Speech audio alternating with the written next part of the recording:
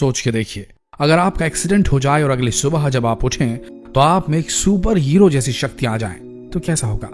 आपने Spiderman movie तो देखी ही होगी, जिसमें पीटर पार्कर को एक मकड़ी काट लेती है और उसमें सुपर हीरो जैसी शक्तियां आ जाती है। और इसी तरह की कई मूवीज भी बन चुकी हैं। तो क्या सोच रहे हैं आप, यही ना कि काश ऐसा रियल लाइफ में भी हो सकता। तो निराश मत होइए, आपको बता दें कि इस दुनिया में ऐसे कई लोग हैं जिनके साथ ऐसा हो चुका है, जो किसी न किसी वजह से दुर्घटना का शिकार हुए और उनमें ऐसी शक्तियां आ गई जिसकी कल्पना उन्होंने अपनी जिंदगी में कभी नहीं की थी।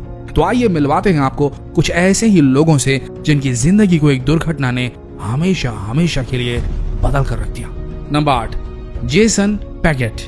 जेसन पैगेट एक ऐसा लड़का था जिसे घूमना फिरना, दोस्तों के साथ पार्टी करना ये सब पसंद था और पढ़ाई के मामले में उसका दूर दूर तक कोई नाता ही नहीं था। लेकिन एक घटना ऐसी हुई जिसने इस लड़के की जिंदगी को बदल कर रख दिया। यह घटना थी 13 सितंबर सन 2002 की, जब जेसन अपने दोस्तों के साथ रात के वक्त एक बार से होकर गुजर रहा था। तभी अचानक कुछ अनजान लोगों ने पीछे से उसके सिर पर हमला किया और उसका सारा सामान पैसा लूट कर ले गए। जेसन को तत्काल हॉस्पिटल पहुंचाया गया और कुछ ही दिन में जेसन ठीक हो गया और अपने घर वापस आ गया। लेकिन कुछ ही दिन में उसका एहसास हुआ कि उसके साथ कुछ तो गड़बड़ है। जेसन ने महसूस किया कि वो कई बार ऐसे कठिन गणित और फिजिक्स के प्रश्नों के बारे में सोचने लगते थे जो उन्होंने कभी नहीं देखे थे और ना ही उनके बारे में पढ़ा था। वे गणित के इक्वेशंस को इंटरनेट पे ढूंढने लगे। एक इंटरव्यू के दौरान जेसन ने बताया कि उसे हर चीज में ज्योमेट्री के पैटर्न्स नजर आने लगे और वो इतने पैटर्न्स बना सकते थे जिसकी कल्पना उसने कभी नहीं की थी। उनके हिसाब से वो गणित के फॉर्मूलेस को देख सकते थे और उन्हें आसानी से हल भी कर सकते थे। इन सब घटनाओं के बाद हेलसिंकी में स्थित आल्टो यूनिवर्सिटी के कुछ शोधकर्ताओं ने उनके दिमाग को स्कैन किया और स्कैन से उन्हें यह पता लगा कि जेसन दिमाग के उस हिस्से का उपयोग कर रहे हैं जिसे आम इंसान कभी नहीं कर पाता। जेसन आज भी जिंदा है और अपनी गणित की दुनिया में खोए रहते हैं। आइए अब बात करते हैं अगले सुपर हीरो की। Number 7, Derek Amato. क्या आपने कभी ऐसा सुना है कि एक व्यक्ति स्विमिंग पूल में कूदा और जब निकला तो एक जीनियस बन चुका था। सुनने में किसी किताबी अजीब घटना सा लगता है, लेकिन ऐसा हो चुका है। और जिसके साथ ये अजीब घटना घटी उस व्यक्ति का नाम है डेरेक अमाटो। 27 अक्टूबर 2006 की बात है। उस समय डेरेक अमाटो 39 वर्ष के थे। एक सुबह वो स्विमिंग पूल पर तैरने के लिए जाते हैं और जैसे स्विमिंग पूल पर कूदते हैं उनका बैलेंस बिगड़ जाता है। उनके सिर पर गहरी चोट आती है। इस घटना से उनके सुनने की क्षमता 35% तक घट जाती है। लेकिन कुछ ही समय बाद उन्हें एहसास होता है कि वो संगीत को सिर्फ सुन ही नहीं पा रहे बल्कि उसे देख भी सकते हैं। हालांकि डेरेक अमाटो पहले से ही पियानो बजाना जानते थे, लेकिन इस घटना के बाद से वो और भी बेहतरीन पियानो बजाने लगे थे। उनका कहना था कि जब भी वो पियानो बजाते हैं या कोई संगीत सुनते हैं तो उनकी आंखों के सामने काले और सफेद रंग के स्क्वायर्स घूमने लगते हैं जो उन्हें पियानो के बटन की याद दिलाते हैं। आगे चल के उनकी कला इतनी विकसित हो गई कि वो पियानो के म्यूजिक कंपोजर बनने लगे। जब उनकी मेडिकल जांच हुई तो पता चला कि उनको सिनेस्थेसिया हो गया है। सिनेस्थेसिया में लोगों की सुनने, सूंघने और यहाँ तक कि विभिन्न रंगों को पहचानने का गुण विशेष रूप से बढ़ जाता है। कुछ भी हो, लेकिन इस घटना ने डेरेक अमाटो को एक कामयाब म्यूजिक कंपोजर और एक लोकप्रिय पियानिस्ट जरूर बना दिया। नंबर 6, ली एर्सिग। आपने कई लोगों को होगा जिन्हें गाड़ियां भगाना, रेस लगाना बहुत पसंद है। ली एर्सिग भी एक ऐसी ही लड़की थी जिसे क्वाड बाइक से रेस लगाना बहुत पसंद था और पढ़ने लिखने से दूर दूर तक उसका कोई नाता नहीं था। अक्टूबर 2009 की बात है, जब ली अपनी बाइक से रेस लगा रही थी तभी अचानक वो एक गहरे गड्ढे में गिर जाती है और इस दुर्घटना से उनके सिर और रीढ़ की हड्डी पर काफी गहरी चोट आती है। डॉक्टर्स को लगता था कि ली अब कभी अपने पैरों पर चल नहीं पाएगी, लेकिन खुशकिस्मती से ली जल्द ही ठीक हो जाती है। इस घटना से ली की याददाश्त चली जाती है और उसे अपनी पुरानी जिंदगी के बारे में कुछ भी याद नहीं रहता। यहाँ तक कि वो अपनी माँ को भी पहचानने से इनकार कर देती है। लेकिन कुछ ही समय बाद ली में अनोखे गुण देखने लगते हैं। वो शायरी करने लगती है, कठिन से कठिन गणित के सवाल हल करने लगती है और उसका कहना था कि वो रंगों को सुन सकती है, संगीत को देख सकती है। हालांकि ये सब सुनने के बाद कई लोगों को एक अफवाह सी लगी, लेकिन ये सच था। ली पर कई बार वैज्ञानिक अध्ययन हुए, कई बार ली का ब्रेन स्कैन भी किया गया और यही पता चला कि ली दिमाग के उस हिस्से का प्रयोग कर रही थी जिसे आम व्यक्ति कभी नहीं कर सकता। ली याददाश्त के साथ साथ भावनाओं को महसूस करने की क्षमता को भी खो चुकी थी, इसलिए ली अब हमेशा हंसते मुस्कुराते रहती है। आगे बढ़ते हैं। Number 5, Alonzo Clemens.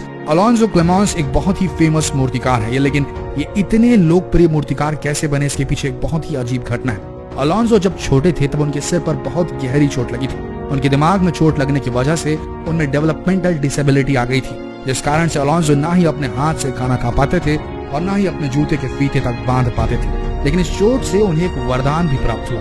वो मिट्टी से जानवरों की मूर्तियां बनाने लगे थे और वो ऐसी मूर्तियां बनाते थे जैसे कि किसी बड़े मूर्तिकार ने बनाया हो। वे स्कूल में सबसे पीछे बैठकर इन मूर्तियों को बनाते रहते थे और टीचर्स के मना करने के बाद भी वो अपनी मूर्तियां बनाना जारी रखते थे। आज अलोंसो को एक महान मूर्तिकार माना जाता है। वे किसी भी जानवर को देखकर सिर्फ 20 मिनट में बिल्कुल उसकी हूबहू मूर्ति बना सकते हैं। अलोंसो ज्यादातर घोड़े, हिरन और सांड की मूर्तियां बनाते हैं। जब उनसे पूछा जाता है कि वो इतनी जल्दी इतनी अच्छी मूर्तियां कैसे बना लेते हैं, तो अपने सिर पर लगी चोट को दिखाते हैं और उनका कहना है कि ये सब वो इस चोट की वजह से ही है, इस वजह से वो आज एक जीनियस मूर्तिकार बन गए हैं। Number 4, Orlando cereal.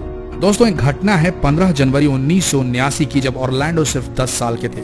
ऑरलैंडो अपने दोस्तों के साथ प्लेग्राउंड में बेसबॉल खेल रहे थे। तभी अचानक उनके सिर पर एक बेसबॉल बैट आकर जोर से लगता है और वो जमीन पर गिर जाते हैं। लेकिन कुछ ही देर बाद ऑरलैंडो फिर से उठकर बेसबॉल खेलने लगते हैं। इस चोट के बारे में ना ही वो किसी डॉक्टर को दिखाते और ना ही अपने माता पिता को इस बारे में बताते हैं। कुछ दिन बाद उनके सर में दर्द होना शुरू होता है, लेकिन कुछ ही दिनों में वो ठीक भी हो जाता है। जैसे जैसे वक्त बीतता है वो इस घटना को भूलते चले जाते हैं। लेकिन ऑरलैंडो को कुछ समय बाद उन्हें महसूस होता है कि वो कैलेंडर के कैलकुलेशन कंप्यूटर से भी तेज कर सकते हैं। वो इस कैलकुलेशन में इतने माहिर हो गए थे कि अगर उन्हें कोई भी तारीख के बारे में पूछा जाता तो वो यहाँ तक बता देते थे कि उस दिन मौसम कैसा था, वो कहाँ पर थे और उन्होंने उस पूरे दिन क्या क्या किया। इस तरह की अभूतपूर्व कला फिर कहाँ छुपने वाली थी। धीरे धीरे ये बात आग की तरह फैल गई और कई मीडिया वाले उन्हें अपनी स्टोरी में कवर करने लगे। कई वैज्ञानिकों ने ऑरलैंडो के कई MRI टेस्ट भी कराया ताकि वे जान सकें कि ऑरलैंडो ये कैसे कर पाते हैं। तो दोस्तों, अगर आप क्रिकेट वगैरह खेलने के शौकीन है तो थोड़ा संभल के खेलिएगा, नहीं तो आप शायद अगले ऑरलैंडो बन सकते हैं। Number 3, Ben McMahon.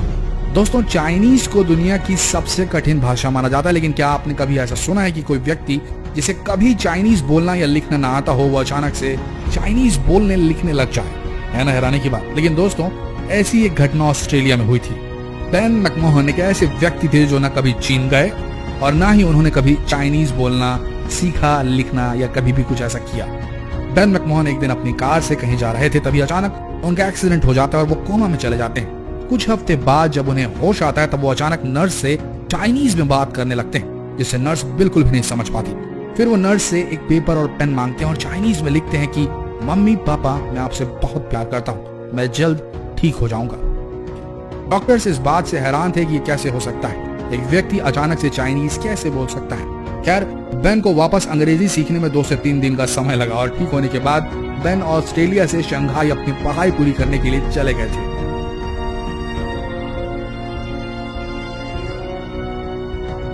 Number 2, Tony Cicoria. Tony Cicoria 42 साल के एक स्वस्थ व्यक्ति थे और साथ ही वे कामयाब सर्जन भी थे। लेकिन टोनी के साथ एक दिन ऐसी घटना होती है जो उनके पूरे जीवन को बदल देती है। ये घटना 1994 की है। उस दिन मौसम बहुत खराब था और टोनी अपनी माता जी को एक STD PCO से फोन लगा रहे थे। तभी अचानक एक तूफान आता है और टोनी के ऊपर आसमान से बिजली गिरती है और उनके दिल की धड़कन बंद हो जाती है। लेकिन टोनी की किस्मत उस दिन बहुत अच्छी थी, क्योंकि उसी STD PCO के पास से एक औरत जा रही होती है जो पेशे से एक नर्स थी और वो टोनी को किसी तरीके से बचा लेती है। कुछ ही दिन में टोनी पूरी तरीके से स्वस्थ हो जाते हैं और अपने काम पर वापस चले जाते हैं। समय बीतता जाता है और टोनी अपनी नॉर्मल लाइफ में व्यस्त हो जाते हैं। कुछ समय बाद उन्हें पियानो म्यूजिक सुनने की बहुत इच्छा होती है। हालांकि एक्सीडेंट के पहले वे हमेशा रॉक म्यूजिक ही सुनना पसंद करते थे। उनकी ये इच्छा इतनी तीव्र हो जाती है कि वो कई पियानो रिकॉर्ड्स और म्यूजिक शीट्स खरीदने लगते हैं। फिर उनमें पियानो सीखने की इच्छा होती है और वो कुछ ही दिन में इसे सीख भी जाते हैं। टोनी इतना अच्छा पियानो बजाने लगते हैं कि वो खुद म्यूजिक कंपोज करना शुरू कर देते हैं और 12 अक्टूबर 2007 को वेस्टपोर्ट कनेक्टिकट में वो अपना पहला पियानो कंपोजिशन पेश करते हैं और आज वो एक बेहतरीन म्यूजिक कंपोजर बन चुके हैं। है ना कमाल का। आगे बढ़ते हैं। Number 1, Tommy McHugh. Tony McHugh को लोग एक ब्रिटिश कलाकार और एक महान कवि के रूप में जानते हैं, लेकिन टॉमी पहले से ऐसे नहीं थे, बल्कि वो एक क्रिमिनल थे जो कई बार जेल भी जा चुके थे। बड़े होते होते उन्हें ये समझ में आया कि इन सब चीजों में कुछ नहीं रखा है और उन्होंने शादी कर ली। वो एक कंस्ट्रक्शन साइट पर काम करने लगे। उनका जीवन बिल्कुल सामान्य चल रहा था। जब वे 51 साल के थे तो बाथरूम में अचानक उन्हें लगातार 2 बार एनोरिज्म का दौरा पड़ता है, जिस कारण से उनके सिर पर बहुत तेज दर्द होता है और उन्हें ब्रेन हैमरेज हो जाता है। कई दिनों तक कोमा में रहने के बाद वे होश में आते हैं। होश में आने के बाद उनमें कविताएं लिखने की तीव्र इच्छा जागृत होती है। उनका कहना था कि उनके दिमाग में हमेशा कई पिक्चर्स और रिदम्स घूमते रहते हैं। कुछ दिनों बाद वो पेंटिंग करना भी शुरू कर देते हैं और उसमें इतना खो जाते थे कि वो 19 घंटों तक पेंटिंग कर सकते थे। टॉमी अपनी इस कला में इतने माहिर हो गए थे कि वो 9 पेंटिंग को एक ही बार में बना सकते थे एक साथ। बाद में उन्होंने कैनवस को छोड़कर दीवारों पर पेंटिंग बनाना शुरू किया और धीरे धीरे वो एक प्रसिद्ध कलाकार के रूप में सामने आए। टॉमी की मृत्यु कैंसर की वजह से 2012 में हो गई थी। उन्होंने मरते समय कहा था कि उन स्ट्रोक्स की वजह से मुझे 11 साल का अनोखा अनुभव प्राप्त हुआ, जो शायद ही किसी और को हुआ होगा। तो दोस्तों, एक बात तो है, किस्मत से बड़ा कुछ नहीं होता और दुर्घटनाएं कभी कभी दुर्घटनाएं नहीं बल्कि घटनाएं होती हैं, जो कभी अच्छे के लिए या कभी बुरे के लिए भी हो सकती है। और शायद हर एक्सीडेंट के पीछे कोई न कोई पर्पस जरूर होता है। आप सबका इस बारे में क्या कहना है, कमेंट सेक्शन में जरूर लिखिए और इन विलक्षण लोगों की इन विलक्षण गाथाओं को शेयर जरूर करें, फेसबुक पर शेयर करें, व्हाट्सएप पर शेयर करें। मिलते हैं अगले वीडियो में, तब तक के लिए बने रहिए इस पेज के साथ। धन्यवाद।